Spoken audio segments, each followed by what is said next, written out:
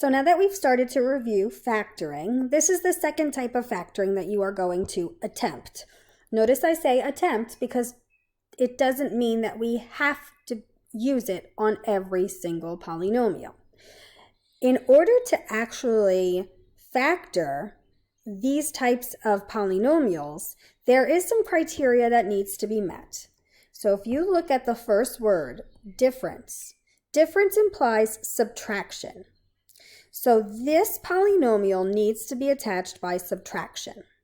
If you look at the next part of the wording, it's a difference of 2. So if there are 2 terms, it's going to be a binomial. And then the third word here is squares, difference of 2 squares. When I say the word squares, it refers to perfect squares. Perfect squares are those special numbers that we all should be aware of. I will insert a page here to discuss them. So some of the most common perfect squares that you all need to recognize quickly are 1, 4, 9, 16, 25, 36, 49, 64, 81, 100, 121, 169, 196, 225, and so on and so forth.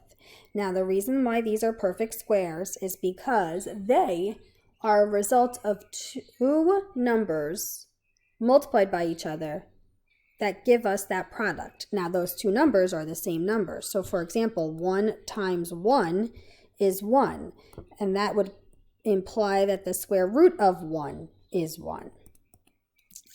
So 2 times 2 is 4, which implies that the square root of 4 gives us back a 2, and so on and so forth. 3 times 3 gives us 9, and the square root of 9 gives us back 3.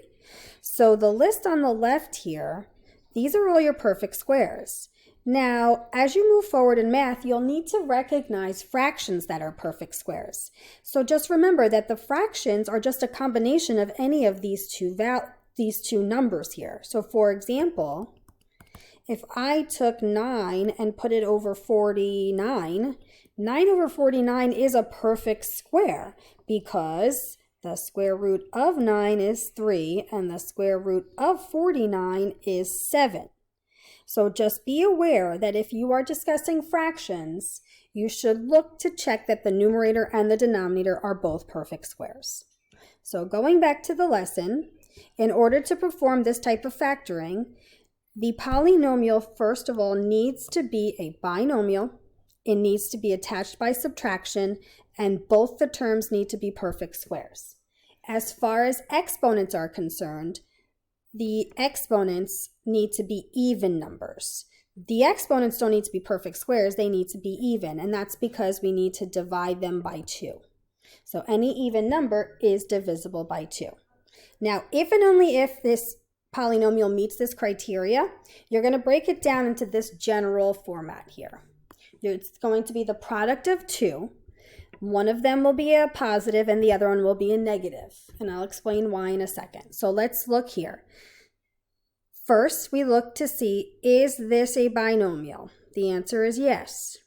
Is it attached by subtraction? Yes. Are both of those variables perfect squares? Well, both of their exponents are even, so the answer is yes. So what you then do is you make 2 sets of parentheses. You take the square root of the first term and you put it in the first spot. When you square root a variable, you divide the exponent by 2. So 2 divided by 2 is 1, which means we get an x to the first. Now, I want to point out that the number in front of x is actually a 1. So when you don't see a number in front of the variable, it's assumed that that exponent is 1, and 1 is a perfect square. So then you look at the second term. The second term here is y squared. So again, we have an exponent of 2. 2 divided by 2 is 1. And the coefficient of y squared is also 1. So there you go. Those are both perfect squares.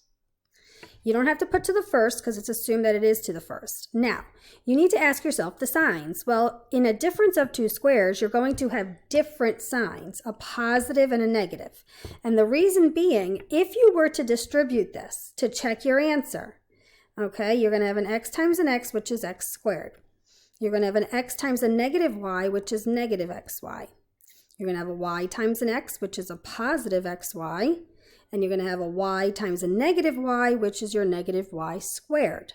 Now, the only way to get that negative there is for signs to be different. These two terms will go away. They're additive inverses, leaving you with your original binomial of x squared minus y squared. So that's why your signs need to be different. Next one. Is this a binomial? Check. Is it attached by subtraction? Check.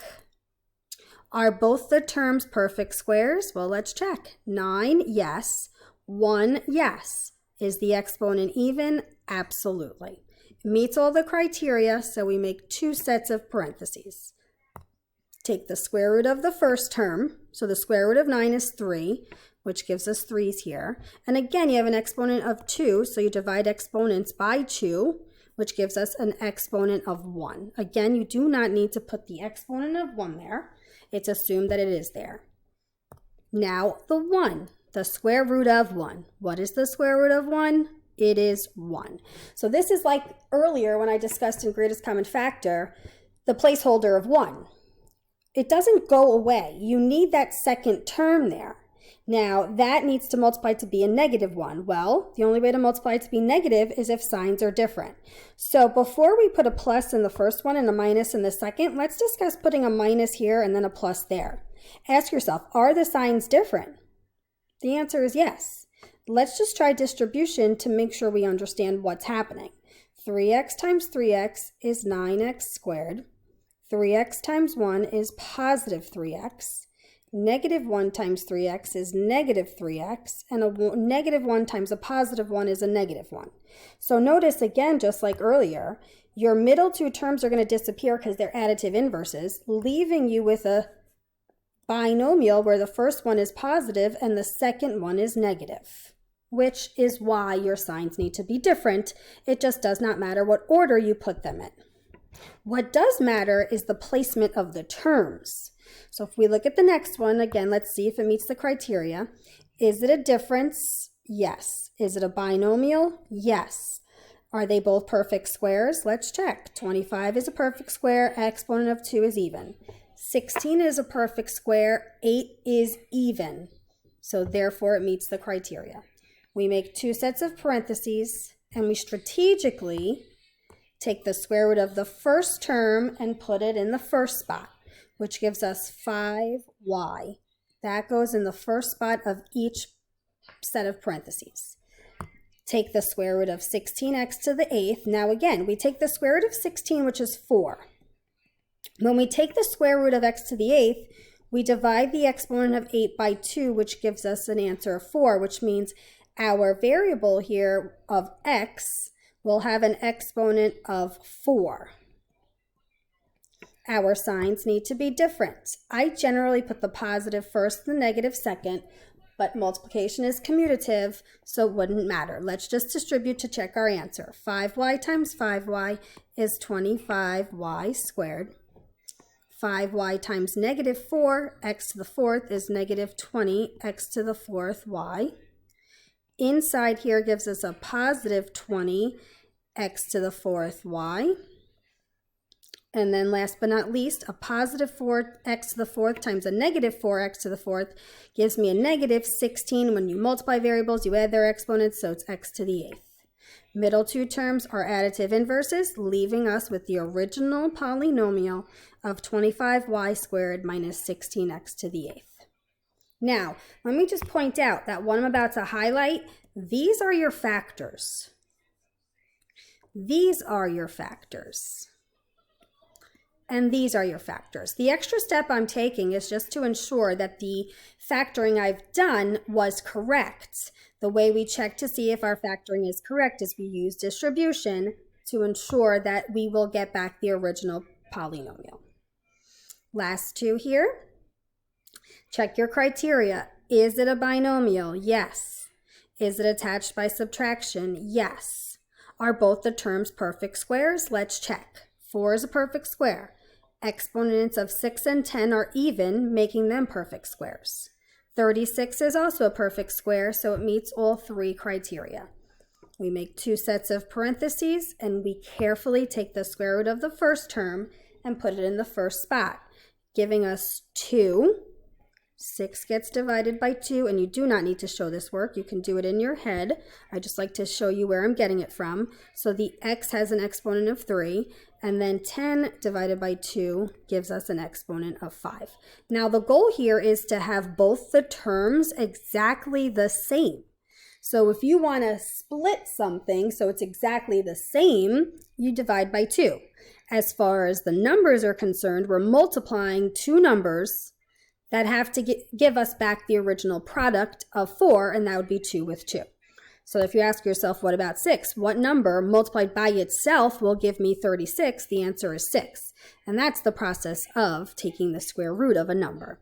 As far as signs, one gets a plus, one gets a minus. It doesn't matter which way. I'm going to check my answer even though this is my factored form of the polynomial. 2x to the third times y to the fifth multiplied by itself will give me 4. We add exponents, so x to the 6th, y to the 10th.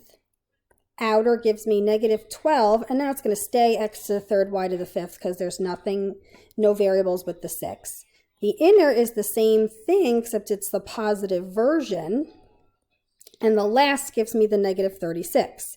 Again, the middle 2 are additive inverses, so they cancel out, leaving us with the original binomial of 4x to the 6th, y to the 10th, minus 36. Okay, last but not least, we have 81 minus x squared. Now, this is a very easy difference of 2 squares. It is a difference. It is a binomial, and both 81 and x squared are perfect squares. Now, I purposely put this here because we need to be careful of the placement. Here, the 81 is first, and the square root of 81 is 9. So I'm going to put that in the first spot of each set of parentheses. The x squared is second. So when I take the square root of x squared, that's going to go in the second spot. When I give them opposite signs and then check my work, 9 times 9 is 81. Outer gives me negative 9x. Inner gives me positive 9x. And the last gives me negative x squared. That results in 81 minus x squared. Just to play devil's advocate, if you by accident made it x plus 9 and x minus 9, and then checked your work, you would have x squared plus 9x minus 81, which would give us x squared minus 81. Now, subtraction is not commutative. So x squared minus 81 is not the same as 81 minus x squared. So it is extremely imperative that whatever the first term is, when you square root it, you put it in the first spot. That's what it says down here. Notice the placement of the terms matters. Make sure you know your perfect squares, divide exponents by 2, and do not take the square root of the exponents. Make sure you just cut those in half. All right, so this lesson was difference of 2 squares. Make sure you go ahead and practice that.